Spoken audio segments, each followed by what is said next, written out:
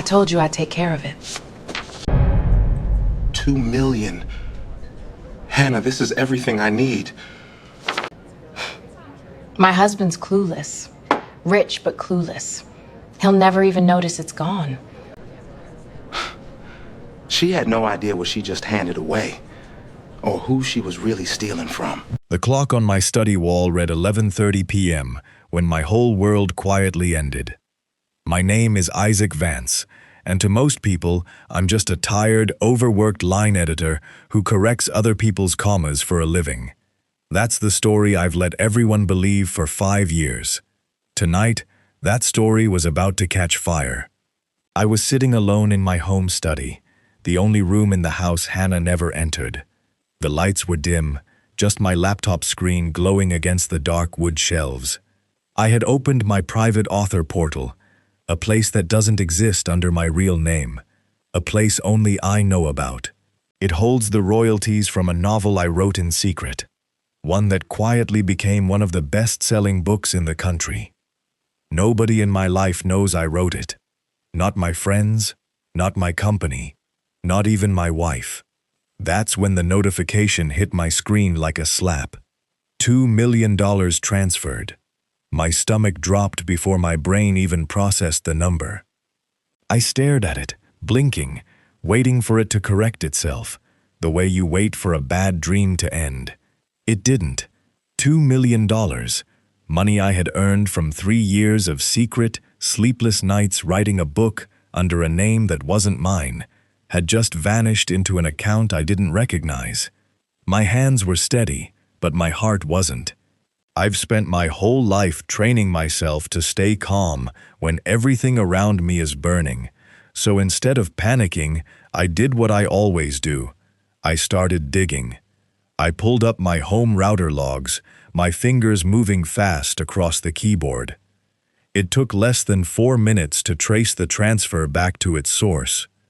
And when the IP address populated on my screen, I felt something in my chest go cold and still, like ice settling over a lake. It wasn't a stranger. It wasn't a hacker sitting in some far-off country. It was Hannah's iPad, my wife. The transfer had happened tonight, at exactly 7:42 p.m. I remembered that time clearly, because at 7:42 p.m. I had been 2 floors below her, standing in our kitchen, stirring pasta sauce and humming some old song under my breath, completely unaware that my own bed partner was upstairs, quietly bleeding me dry. I sat there for a long moment, just staring at the screen, feeling something shift permanently inside me. This wasn't a random glitch. This wasn't a mistake. Someone had guided her hand. Someone had told her exactly where to look, exactly what to move, exactly how much to take. I widened my search, tracing the destination account. It didn't take long to find the name attached to it. A shell entity registered under a literary agency. An agency that represented one client almost exclusively, Tristan Cole. The name landed in my mind like a dropped glass, shattering something I didn't even realize I was still holding on to. The last thread of trust I had left for my marriage. Tristan Cole was the industry's golden boy, handsome, loud, endlessly confident. The kind of writer who talked more about his vision in interviews than he ever did about his actual writing. I had heard Hannah mention his name before, always with a strange kind of admiration in her voice, the kind of tone I used to assume was just professional respect. I was wrong. It wasn't respect. It was something else entirely. She hadn't just taken my money. She had taken the royalties from the very book I built out of nothing. The manuscript I wrote in stolen hours, late at night, hiding my laptop screen from her, more times than I could count, telling her I was just handling boring work stuff.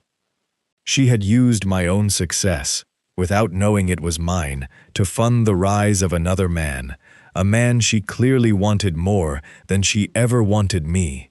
I leaned back in my chair, and for the first time in years, I let myself feel the full, sharp edge of betrayal.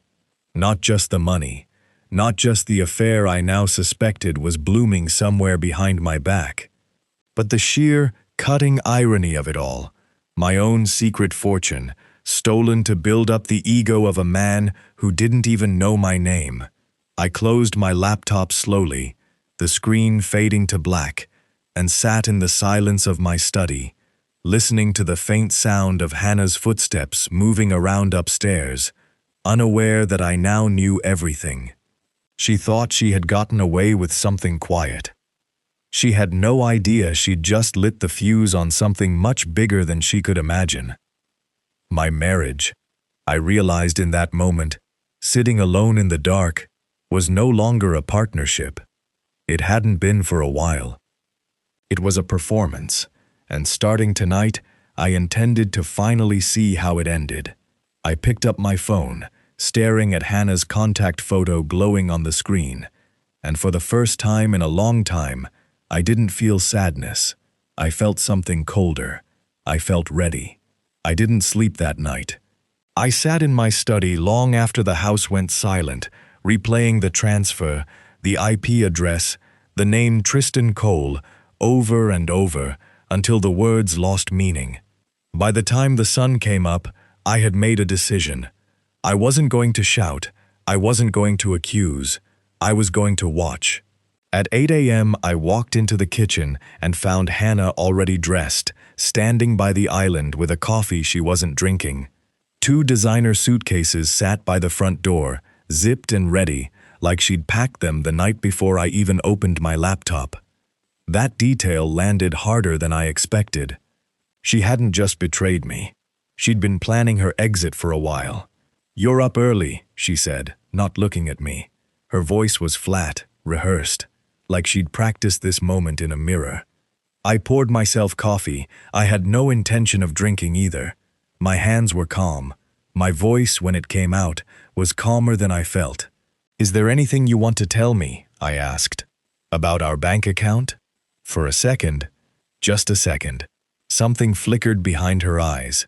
Not guilt, not fear, something closer to irritation, like I'd asked an inconvenient question at the wrong time. She set her coffee down and finally turned to face me fully. Whatever softness I used to see in her expression, whatever warmth I used to mistake for love, was gone. What was left was cold, deliberate, almost businesslike. "I was going to tell you today," she said. "I guess this saves us both some time." She walked past me to the counter, picked up a folder I hadn't noticed sitting there, and slid it toward me. I opened it slowly. Divorce papers. Unsigned but clearly drafted by someone who knew exactly what they wanted out of the marriage. And it wasn't me. "I'm leaving you for Tristan," she said. No hesitation. No softening. She said his name like it was something she'd been holding in her mouth for months, finally allowed to let it out. I didn't respond right away. I wanted to see how far she'd go without me pushing. "He's a true literary visionary," she continued, and there was something almost dreamy in the way she said it, like she was quoting him instead of describing him. "He knows how to conquer the world, Isaac. He has ambition.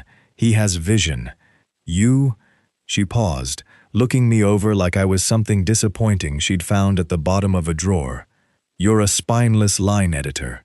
You'll spend the rest of your life checking other people's grammar, while men like Tristan actually build something." I felt the insult land, but not the way she wanted it to. She thought she was cutting me down. She had no idea she was describing a lie I had let her believe for 5 years. A lie I had built on purpose. Brick by brick. Precisely so, moments like this could happen without her ever seeing what was coming. "You used to think differently," I said quietly. "I used to not know any better," she snapped back. "I used to think staying quiet and humble meant something. It doesn't. Tristan taught me that. People don't remember the ones who stay small, Isaac. They remember the ones who take what they want." I almost laughed. Almost. Because she was right about one thing. People don't remember the quiet ones. But she was wrong about what quiet meant. She had mistaken my silence for weakness instead of what it actually was, control. Where did the $2 million go, Hannah? Her expression shifted for half a second. Just a flicker of surprise that I even knew the number, before she smoothed it back into that same cold composure. Investments, she said simply. In our future. Tristan's next book is going to change everything. I made sure he had what he needed to do it right. Our future. As if stealing from me to fund another man's rise was some kind of shared victory. I didn't argue. I didn't demand answers about the account, the wire transfer, or how she'd accessed a portal she didn't even know existed. I just nodded, slowly, folding the papers closed in my hands. Okay, I said. That single word seemed to unsettle her more than any accusation could have. She'd expected anger. She'd expected pleading, maybe even tears. Instead, she got calm. And calm, from a man she'd already decided was harmless, clearly wasn't part of her script. That's it? She asked. Okay? You've made your decision, I said, setting the folder down on the counter. I'm not going to beg you to stay somewhere you've already left. She studied me for a moment, like she was trying to find the crack in my composure, the crack she was used to seeing whenever life pushed back against me. She didn't find it, because for the first time in years, I wasn't hiding fear behind my silence. I was hiding a plan. She picked up her suitcases, rolling them toward the door without another word. At the threshold, she paused, glancing back at me one last time, maybe expecting me to stop her, maybe hoping I would.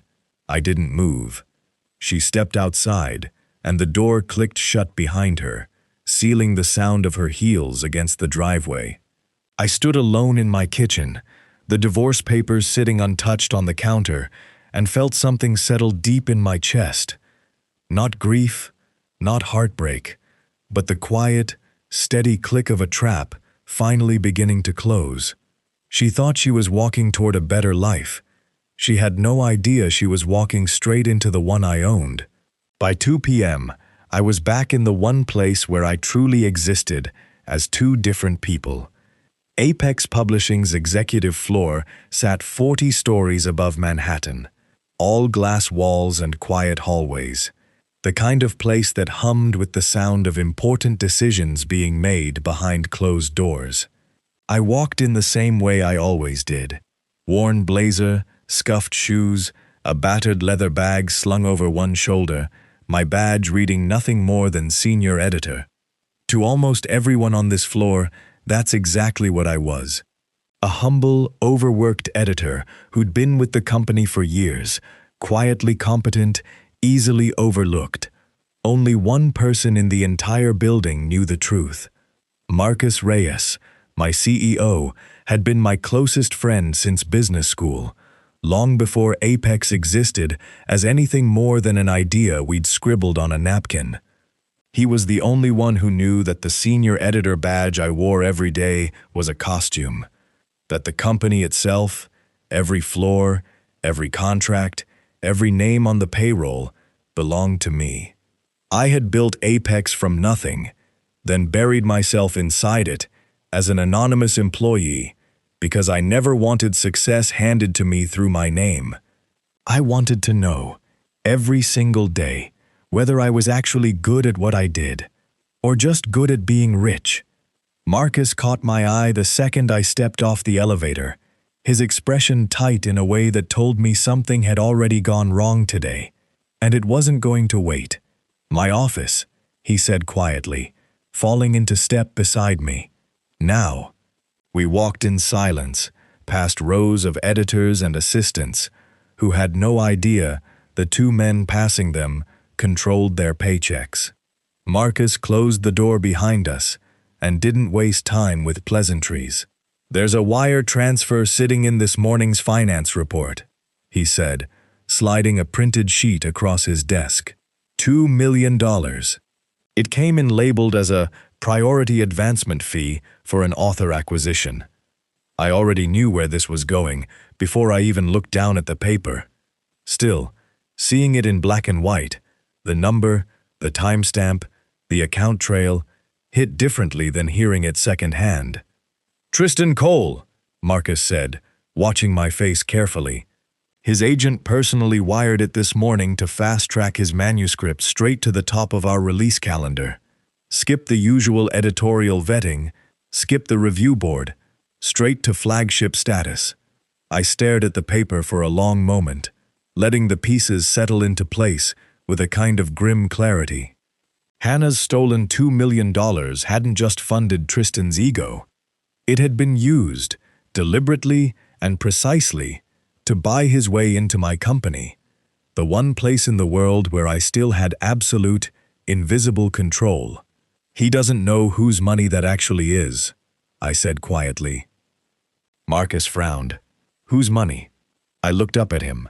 "Mine." I explained it slowly, watching the color drain slightly from Marcus's face as I laid it out. The secret royalty account, the transfer, the IP address tracing straight back to Hannah's iPad, the divorce papers waiting on my kitchen counter. Marcus had known about the affair rumors for weeks, apparently quiet whispers floating around industry circles that he'd chosen not to bring to me, hoping they weren't true. Now here we were, staring at hard proof that they were worse than either of us imagined. "You want me to freeze the transfer?" Marcus asked, already reaching for his phone. "I can finish this before it clears. One call to finance and Tristan's little fast track disappears." "No," I said. Marcus paused, his hand hovering over the receiver. "No, let it go through." He studied me the way he always did, when I made a decision that looked reckless on the surface, but wasn't. Marcus had learned a long time ago that my calm wasn't passivity, it was patience. And patience, in my hands, had always been more dangerous than anger. "Isaac," he said slowly, "he's using stolen money to buy influence inside your own company. You're going to just let that happen?" "For now," I said. "Let him think it's working. Let him think Hannah's little investment bought him a shortcut to the top. Every dollar that clears through our system leaves a trail. Dates, timestamps, signatures. The more he spends, the more evidence he hands us." Marcus leaned back slowly, understanding dawning across his face. "You're building a case. I'm building a stage," I corrected. "There's a difference. A case gets filed quietly and settled behind closed doors. A stage gets watched by everyone." Marcus was quiet for a moment, weighing the risk of what I was suggesting. Apex had spent years building a reputation for integrity in an industry full of shortcuts. Letting a fraudulent transaction sail through, even temporarily, wasn't a small gamble. "How far do you want to take this?" he finally asked.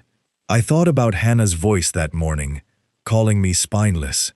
I thought about Tristan's name attached to money that used to represent 3 years of my life, hidden away in secret, protected from a world that only ever saw me as small. "All the way," I said. "I want everything documented. Every transfer, every signature, every promise his agency makes on his behalf. And when the time comes, I want it to happen somewhere public. Somewhere he can't spin it, hide it, or talk his way out of it."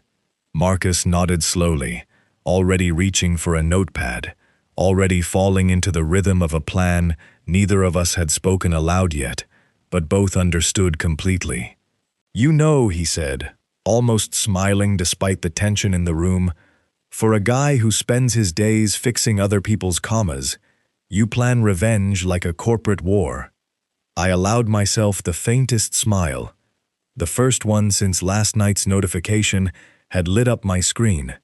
"I've had a lot of practice staying invisible, Marcus," I said, standing to leave. "Let's see how Tristan handles being seen." Hannah texted me the next morning, short and businesslike, asking to meet so I could collect my personal belongings from what used to be our shared apartment downtown. I almost laughed at the wording. Personal belongings, as if what mattered most to me could fit in a box. I agreed anyway, partly because I needed to see how deep this thing had already grown. Partly because some quiet part of me wanted to look Tristan Cole in the eye before the trap I was building ever closed around him. The coffee shop she picked was the kind of place built for people who wanted to be seen. Exposed brick, oversized windows, prices that assumed everyone inside had money to burn. I walked in wearing the same worn blazer I always wore, and I felt the difference in the room instantly. Heads didn't turn for me. They turned for the man sitting beside my soon-to-be ex-wife. Tristan Cole looked exactly like his author photos. If his author photos had been taken by someone paid extra to make arrogance look attractive. Tailored suit, expensive watch, hairstyle just enough to look effortless. He didn't stand when I approached the table. He didn't need to. His whole posture said he already believed he'd won something. Hannah sat beside him, her fingers wrapped loosely around a cup of coffee she wasn't drinking, watching me with an expression I couldn't quite place. Not guilt, not quite triumph either. Something closer to curiosity, like she was studying whether I'd finally crack. "Isaac," Tristan said, leaning back in his chair. "Thanks for coming. I know this must be complicated for you." "Not particularly," I said, sitting down across from them. Something flickered behind his eyes. A small crack in his confidence, quickly smoothed over. He wasn't used to people staying calm around him. I imagined most conversations in his world involved someone either flattering him or fearing him. I offered neither. "I'll get straight to it," he said, sliding a thick printed manuscript across the table toward me. The pages were crisp, freshly bound, clearly handled with the kind of care reserved for something someone considered precious. "This is my new book, my masterwork." I didn't touch it right away. I let my eyes drift over the title page instead, and the second I read the first paragraph beneath it, something cold settled low in my stomach. I knew this sentence. I had written this sentence, not something similar, not something inspired by my style. The actual sentence, word for word, structure intact, rhythm untouched, pulled directly from the unpublished manuscript I had spent 3 years secretly writing on an encrypted hard drive I kept locked in my study. The same manuscript Hannah had access to. The same manuscript she must have copied without me ever noticing. Probably during one of the countless nights I trusted her enough to leave my laptop unattended. I kept my face still. Years of hiding my real life behind a quiet editor's badge had taught me how to control every twitch of my expression, even when my pulse was hammering beneath my ribs. "Interesting," I said simply, flipping another page. "I want you to edit it," Tristan said, folding his arms with the casual confidence of a man used to giving orders. "Personally, before the press reveal, I need someone who understands structure, someone who won't be intimidated by real talent." Hannah's lips curved slightly at that last part, like she'd fed him the line herself. "You'll fix the pacing in the second act," Tristan continued, tapping the manuscript with 2 fingers. "Tighten a few chapters, and make sure it's polished enough for the launch. I trust you'll do a solid job. Line editors are good for that, if nothing else." The insult barely registered. What registered was the sheer scale of what I was looking at. My own work, my own years of hidden effort, dressed up in someone else's name, about to be paraded in front of the entire industry as a stroke of genius that wasn't his to claim. "Where did you get the idea for this book?" I asked carefully, watching his face. Tristan smiled, the kind of smile men wear when they think they're being modest, but are actually bragging. "Vision," he said. "Sometimes stories just come to you fully formed. You wouldn't understand that kind of inspiration, Isaac. You've spent your whole career polishing other people's sentences instead of writing your own."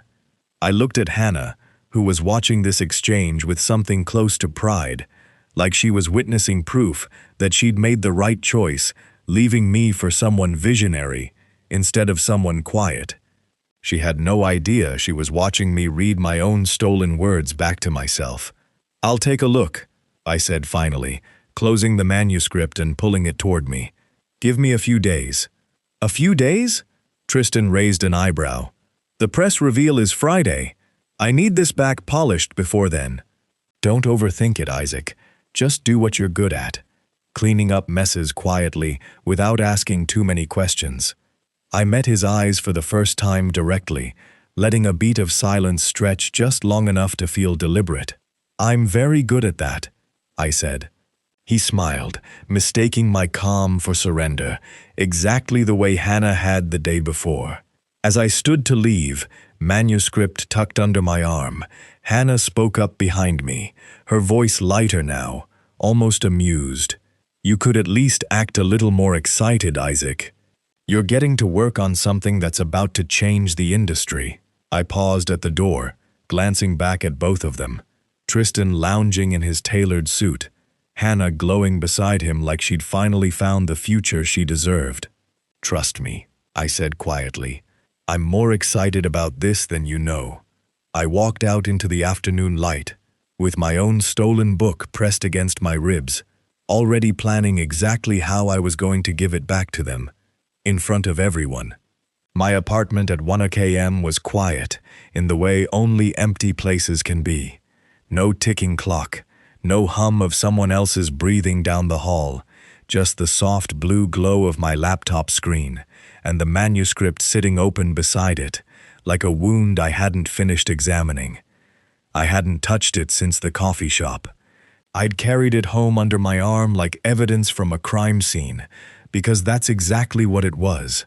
Now alone, I finally let myself read the whole thing from the first page to the last, and with every chapter, the cold feeling in my stomach hardened into something sharper. It wasn't just a stolen sentence here or a borrowed metaphor there. Entire chapters were lifted almost untouched. My structure, my character arcs, my carefully built emotional turns, all wearing Tristan Cole's name on the cover like a mask stitched onto someone else's face. I thought about calling Marcus.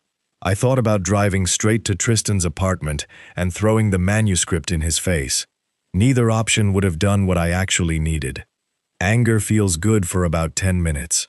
Strategy lasts long enough to win. So instead, I opened my laptop and logged into something Tristan Cole didn't even know existed. My personal administrative access to Apex Publishing's internal server. The same back-end system that quietly stored every manuscript submission, every draft revision, every timestamp, going back over a decade. As the company's true hidden owner, I had privileges no editor, no author, and certainly no Golden Boy client had ever been given. I pulled up my own original file, the real manuscript, written and saved 5 years ago, long before Hannah had ever laid eyes on it, long before Tristan had ever heard my name. The system timestamp sat there in cold, undeniable text, a date that predated his so-called masterwork by years.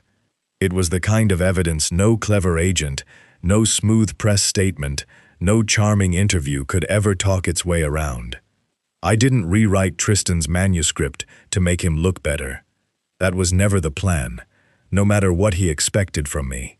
Instead, I built something quieter, something far more permanent. Working carefully through the night, I embedded a dormant digital watermark into every single chapter of the file Tristan believed was fully his, an invisible signature buried deep in the document's metadata, layered into the formatting itself, undetectable to anyone who didn't know exactly where to look. Every metaphor, every structural beat, every carefully placed twist in the story was silently linked back to my original, verified file sitting in Apex's protected archive.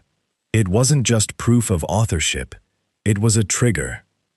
I coded the watermark so that the moment the manuscript was formatted for a public press release, the exact process Apex's system always ran before any major book launch, it would automatically cross-reference itself against the original archived file. If even a single line matched a document already registered under Apex's internal system from 5 years prior, it would flag the release for immediate public disclosure instead of quiet internal review. In simpler terms, the moment Tristan tried to unveil this book to the world as his own, the system itself would expose the truth in front of everyone watching. I sat back for a moment, staring at the screen, feeling something settle in my chest that wasn't quite satisfaction yet, but was close. This wasn't about proving I could write. I already knew that. This was about making sure the people who mocked me for staying quiet finally understood exactly what quiet had been protecting.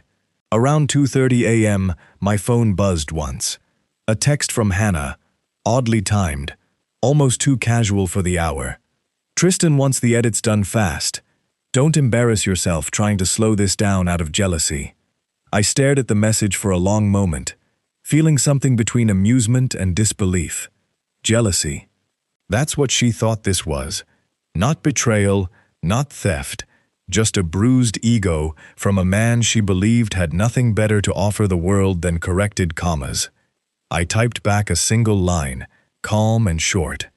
I'll have it ready before Friday. Don't worry. I meant every word, just not the way she assumed.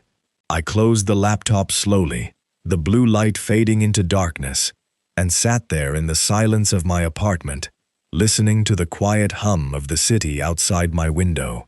Somewhere across town, Tristan was probably rehearsing his big reveal speech, imagining himself standing under bright lights, accepting applause for words he never wrote.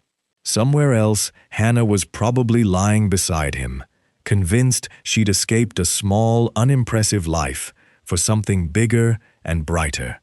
Neither of them understood the trap they'd already stepped into. I thought back to something Hannah said the morning she left, that people don't remember the ones who stay small, they remember the ones who take what they want. She wasn't wrong, but she'd misunderstood who, in this story, was actually taking anything. I hadn't taken anything from anyone. I was simply about to take back what had always been mine.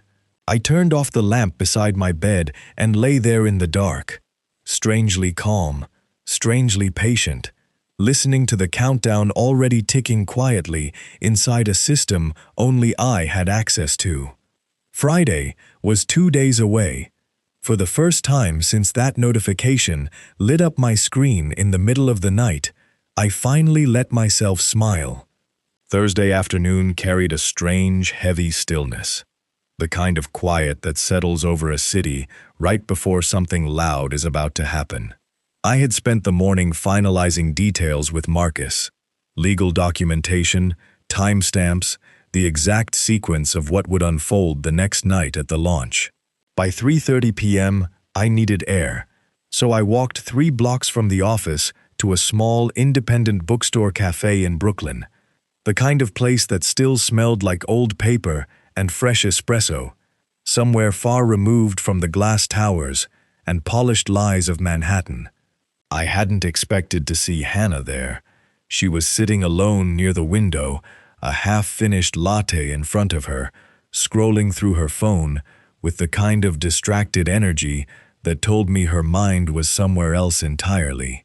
She looked up as I stepped inside, and for the first time since she'd handed me those divorce papers, something in her expression shifted before she had time to control it. Surprise. Then something softer, something almost hesitant. "Isaac," she said, straightening slightly. "I didn't expect to run into you here." "I needed research material," I said, gesturing vaguely toward the shelves. It was partly true. Mostly, I needed silence away from the version of myself that had been calculating numbers and timestamps for 3 days straight. She hesitated, glancing at the empty seat across from her, then, almost reluctantly, gestured toward it. "Do you want to sit? Just for a minute?" I almost said no. Curiosity won instead. I sat down, and for a moment neither of us spoke. The noise of the cafe filled the space between us, the hiss of the espresso machine, quiet conversations at nearby tables, the soft rustle of pages somewhere behind the shelves. Hannah wrapped both hands around her cup, like she needed something to hold on to. "How are you holding up?" she asked finally. "Financially, I mean." The question caught me off guard, not because it was cruel, but because of how genuinely uncertain she sounded asking it. There was no coldness in her voice this time, no performance. Just something quieter underneath, something that almost sounded like guilt trying to disguise itself as concern. "Why do you ask?" I said carefully. She looked down at her cup, turning it slightly in her hands. "I don't know. I keep thinking about the house, the accounts, everything getting split up in the divorce. You've never been great with money, Isaac. I worry you're going to end up struggling." I studied her for a long moment, understanding settling over me with quiet clarity. She truly believed it. She truly thought that after everything, after stealing $2 million from an account she didn't even know was mine, after leaving me for a man who wore designer suits paid for with my own stolen success, I was the one who was going to end up broke and struggling. She wasn't lying to me. She was lying to herself, and somewhere in the middle of that lie, a small crack of doubt had clearly opened up, one she probably hadn't even meant to show me. "I appreciate the concern," I said evenly, "but I think you'll find I'm handling things better than you expect." Something flickered across her face. Not quite suspicion, but close. "Tristan says line editors barely make enough to cover rent in this city," she said, almost defensively, as if repeating something she needed to believe, rather than something she actually thought herself. "I just don't want you ending up somewhere small and sad because of pride." I almost laughed at the irony sitting quietly between us. Hannah worried about me ending up small, while sitting across from the very person whose stolen fortune was funding the man she now believed represented a bigger, brighter future. "Some debts," I said slowly, holding her gaze, "are paid in cash." She blinked, caught off guard by the sudden shift in my tone. "But betrayal," I continued quietly, "is paid in full." The words landed harder than I expected them to. Hannah's expression shifted instantly, the softness draining out of it, replaced by something uncertain, almost unsettled. She studied my face, like she was searching for a joke, a bluff, some sign that I was simply venting frustration, rather than stating something with quiet, deliberate certainty. She didn't find one. "What is that supposed to mean?" she asked, her voice lower now, edged with something that hadn't been there a moment ago. I didn't answer. I simply held her gaze for a few seconds longer, letting the silence between us stretch, until it became its own kind of answer. Then I stood, pushing my chair back gently. "Take care of yourself, Hannah," I said, and I meant it, in a strange, distant way. Whatever she had become in the last few months, some small part of me still remembered who she used to be, before ambition and flattery had rewritten her completely. She didn't respond right away. As I turned to leave, I glanced back once, and saw her still sitting there, latte forgotten, her fingers frozen slightly around the cup, staring after me, with an expression I hadn't seen on her face in a long time: uncertainty. For the first time since this entire nightmare began, Hannah Vance looked less like a woman confidently walking toward a brighter future, and more like someone standing at the edge of something she couldn't quite see the bottom of. I stepped outside into the cool afternoon air, feeling the quiet satisfaction of a woman recalculating her own confidence for the very first time. Tomorrow night, that confidence would collapse completely. By Friday evening, the Metropolitan Library had transformed into something unrecognizable. Marble floors that usually echoed with quiet footsteps now buzzed with catering staff, camera crews testing lighting rigs, and publicists speaking in hurried, clipped tones into their earpieces. Banners bearing Tristan Cole's face hung from the balconies. His confident smile stretched 12 feet tall above a stage built for exactly one purpose: turning stolen words into a legend. I arrived early, dressed the same way I always dressed, my worn blazer feeling almost like armor now instead of a costume. Marcus had already positioned 2 of Apex's senior legal counsel members backstage, along with a technical team quietly waiting near the AV control room, all of them briefed on exactly what to do the moment I gave the signal. Nobody outside that small circle knew what was coming. Not the publicists, not the press, not Hannah, not Tristan. I made my way toward the green room 2 hours before the event, carrying the finalized manuscript under my arm, the same file I had quietly rigged 3 nights earlier, sitting untouched since then, waiting patiently for its moment. Tristan was already there when I walked in, pacing near a mirror surrounded by light bulbs, adjusting his tie for what must have been the 10th time. Hannah stood near the corner of the room, holding his suit jacket over one arm, like a devoted assistant, watching him with the same admiring gaze she used to reserve for people she respected. Tonight, that gaze was aimed entirely at him. "There he is," Tristan said the moment he spotted me, his voice sharp with impatience. "Cutting it close, Isaac." "I'm here," I said simply, setting the manuscript down on the table beside him.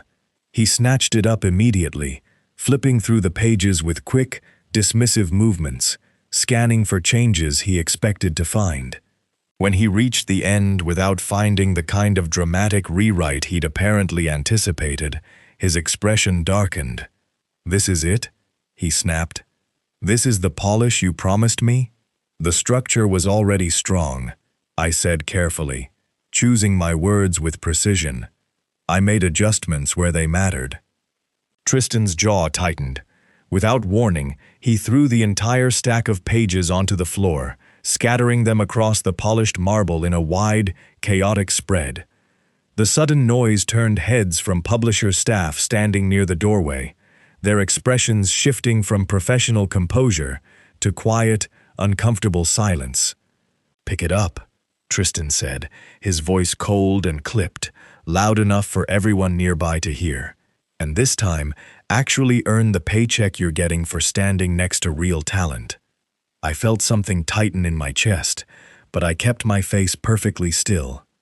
Hannah stood in the corner, still holding his jacket, watching the scene unfold with an expression I recognized instantly. Patronizing pity. The same look she used to give struggling authors during company dinners. The kind of look reserved for people she considered beneath real ambition. Nobody in that room spoke up. Not the publicist standing awkwardly near the door. Not the assistant hovering by the snack table. Not Hannah. I knelt down slowly and began gathering the scattered pages, one by one, feeling every eye in the room, watching a humble editor humiliate himself in front of a rising literary star. To everyone present, this was simply Tristan Cole, reminding a low-level employee of his place. A power move, a flex. They had no idea they were watching a man calmly collecting the final pieces of evidence in his own trap. I straightened the stack carefully, tapping the edges against the table until they aligned into a neat, orderly pile, then held them out toward Tristan without a trace of anger in my expression. "Enjoy your moment in the spotlight," I said quietly, my voice calm enough that it almost sounded like genuine goodwill. Tristan snatched the pages from my hands, clearly expecting the comment to sting, clearly expecting to see some flicker of resentment behind my eyes. Instead, he found only stillness, and something about that stillness seemed to unsettle him more than open anger would have. He studied my face for a moment, longer than necessary, like he was trying to locate the crack he assumed had to be there. He didn't find one. "Just make sure you're backstage when this is over," he muttered, turning back toward the mirror to fix his tie again. "I might need you to handle press questions about the editing process.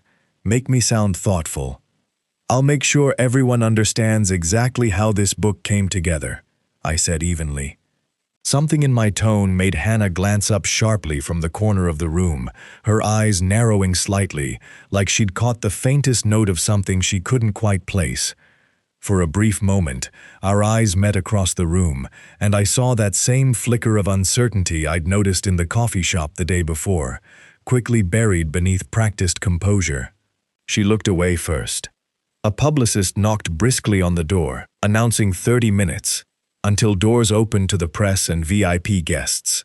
Tristan straightened his jacket, slipping effortlessly back into the confident, charming persona the cameras loved, already rehearsing his opening lines under his breath.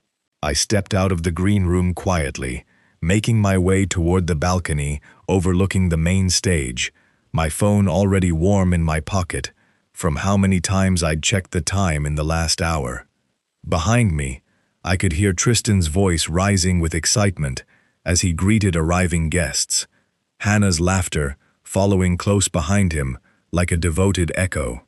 Neither of them noticed the quiet editor slipping away into the shadows above the stage, carrying nothing now but a phone, a single phone call, and 5 years of patience finally reaching its end. The balcony overlooking the main stage gave me a clear view of everything unfolding below, like watching a play from the one seat in the house that actually understood the ending. Rows of white chairs stretched across the marble floor, filled with press correspondents adjusting cameras, literary critics whispering to each other behind polite smiles, and investors in tailored suits checking their watches, all of them waiting for the moment Tristan Cole would step into the spotlight and claim a legacy that wasn't his. Hannah sat in the front row, positioned exactly where cameras would catch her during Tristan's big moment. She'd changed into a deep emerald dress since the green room, her posture straight and proud, the kind of poised confidence that comes from believing you've finally attached yourself to greatness. She kept glancing toward the stage entrance every few seconds, practically glowing with anticipation. I stood in the shadows above them all, invisible in the way I'd always been invisible, watching the room fill with people who had no idea they were about to witness the unraveling of a lie 5 years in the making. At exactly 7:45 p.m., the lights dimmed, and a hush fell over the crowd. Tristan walked out from behind the stage curtain to a wave of applause, his tailored suit catching the spotlight perfectly, his smile wide and rehearsed, the confident swagger of a man who believed the world owed him this moment. He stepped up to the podium, tapping the microphone once, letting the applause build a few seconds longer before speaking. "Tonight," he began, his voice smooth and practiced, "isn't just about a book, it's about vision." The crowd murmured approvingly. Hannah leaned forward slightly in her seat, her eyes fixed on him with unmistakable pride. I pulled my phone from my pocket, my thumb hovering over Marcus's contact for a brief moment. 5 years of hiding, 3 years of secretly writing a manuscript in stolen hours after midnight, $2 million stolen dollars, a marriage built on lies I never told, only allowed to exist. Every piece of it had led to this single moment, standing quietly above a stage full of people who thought greatness belonged to someone else. I dialed. Marcus answered on the first ring, his voice low and steady. "Say the word." Below us, Tristan continued his speech, gesturing grandly toward the giant screens behind him, screens currently displaying the elegant cover art of a manuscript that had never truly belonged to him. "This story," he continued, "came from a place deep inside me, a place most people wouldn't understand." "Trigger the ownership audit," I said quietly into the phone, watching Hannah's proud smile from above. "Release the original time-stamped repository to the press. And revoke Tristan's contract for fraud." There was no hesitation on Marcus's end. "Confirmed," he said simply. "Give it 30 seconds." I lowered the phone slowly, my heart steady, despite the enormity of what I'd just set into motion. Below, Tristan was building toward his emotional crescendo, his voice rising with practiced passion, completely unaware that somewhere in the building's server room, a system was already executing the sequence I'd embedded 3 nights ago in the quiet dark of my apartment. Every writer dreams of a moment like this, Tristan continued, spreading his arms wide toward the audience. And I'm honored to share it with all of you. I watched Hannah's face, still glowing with pride, still utterly convinced she'd chosen the right side of history. She had no idea that in seconds, the ground beneath her perfect narrative was about to crack wide open. Somewhere in my chest, I expected to feel triumphant.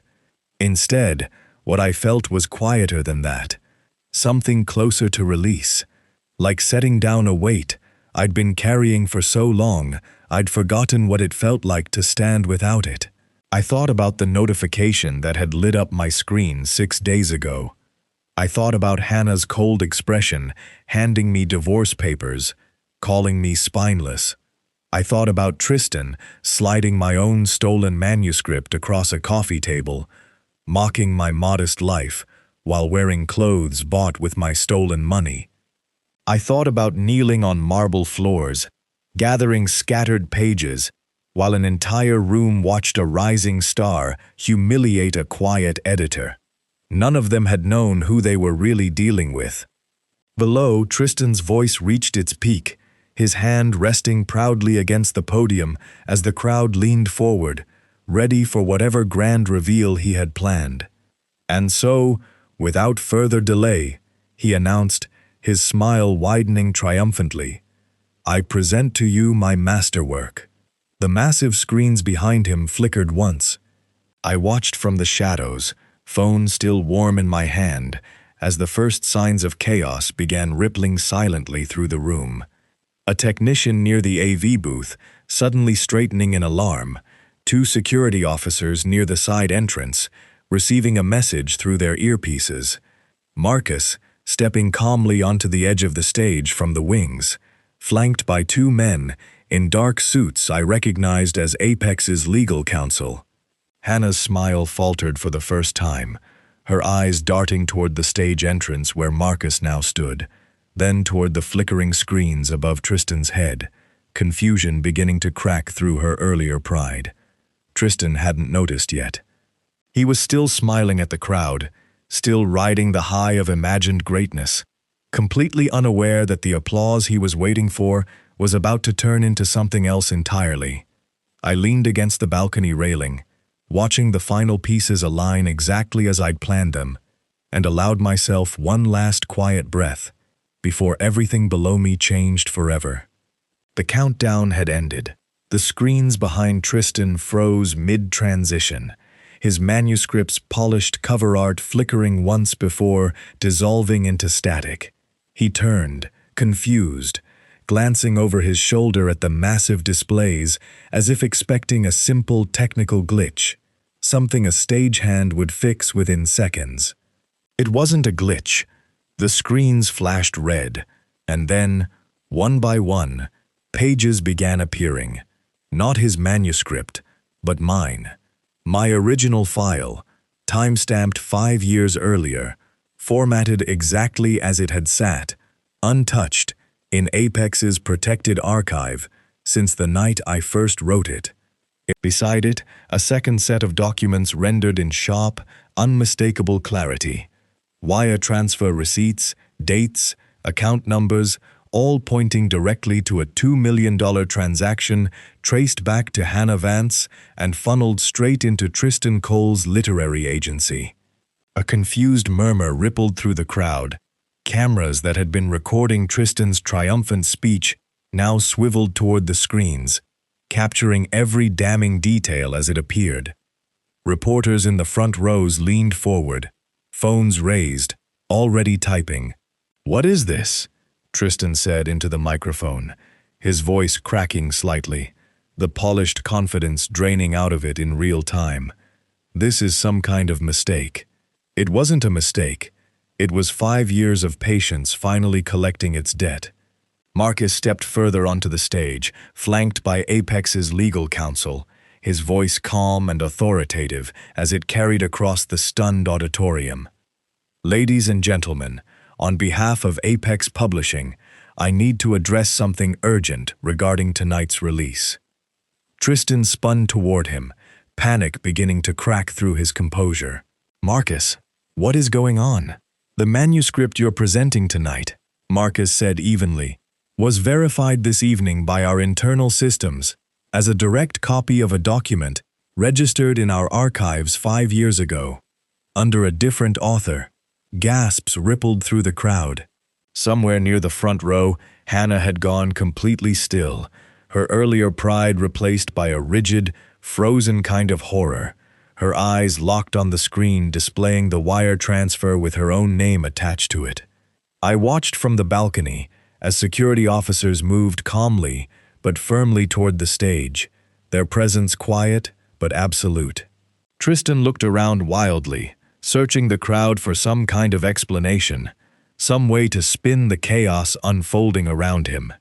His eyes landed on Hannah first, silently pleading for support she no longer had the power to offer.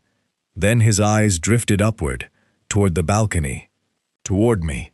I stepped forward, finally allowing myself to be seen, my worn blazer replaced hours earlier for tonight by something sharper, something that matched who I actually was, instead of who I'd pretended to be. Marcus glanced up, catching my eye, and gave the smallest nod. "Tristan Cole," Marcus continued, his voice steady, cutting cleanly through the stunned silence of the room. "The manuscript you claimed as your own was written by the true owner of this company." He paused deliberately, letting the words settle before delivering the final blow. "Isaac Vance." The room turned as one, hundreds of eyes finding me standing at the balcony railing, and for the first time since I'd built this company from nothing and buried myself inside it as a nameless editor, I let the world finally see exactly who I was. Hannah's jaw dropped, her hand rising slowly to cover her mouth, her eyes wide with a horror that went far beyond simple embarrassment. This wasn't just professional collapse unfolding in front of her. This was the sudden, brutal realization that the man she'd called spineless, the man she'd left for someone she believed was destined for greatness, had been the true owner of the empire she'd been trying to buy her way into all along.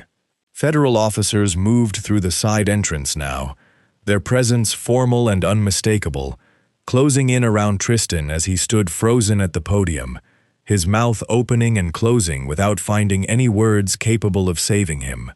Grand larceny, copyright fraud. The charges would take weeks to fully process, but the verdict, in the eyes of everyone watching, had already been decided the moment those screens lit up red. I walked down from the balcony slowly, descending the staircase toward the main floor, as security escorted a stammering Tristan off the stage. His earlier confidence completely collapsed into desperate, unconvincing protests. Hannah remained frozen in her seat, unable to look away from me as I crossed the auditorium floor, cameras capturing every step, reporters shouting questions I had no intention of answering tonight. I stopped beside her chair for just a moment, not out of cruelty, not even out of anger anymore, just to close the final page of something that had taken far too long to end. "You once told me," I said quietly, low enough that only she could hear, "that people don't remember the ones who stay small. You were right." I paused, letting the silence stretch between us one last time. They remember the ones who were patient enough to wait. I didn't wait for her response. I didn't need one. I walked past her without another word, stepping through the stunned crowd, past overturned chairs and scattered reporters, past Marcus standing calm and steady near the stage, past the wreckage of a night that had started as someone else's triumph and ended as the quiet unveiling of my own. Outside, the Manhattan night air felt colder than usual, sharp and clean against my skin as I stepped through the library's grand entrance and into the flashing lights of cameras gathered along the street. Behind me, the auditorium buzzed with chaos, headlines already forming, careers already ending, a marriage already reduced to nothing more than a footnote in a much bigger story. Ahead of me, for the first time in 5 years, stretched a life I no longer needed to hide. I stepped into the light, and for the first time, I let it find me completely.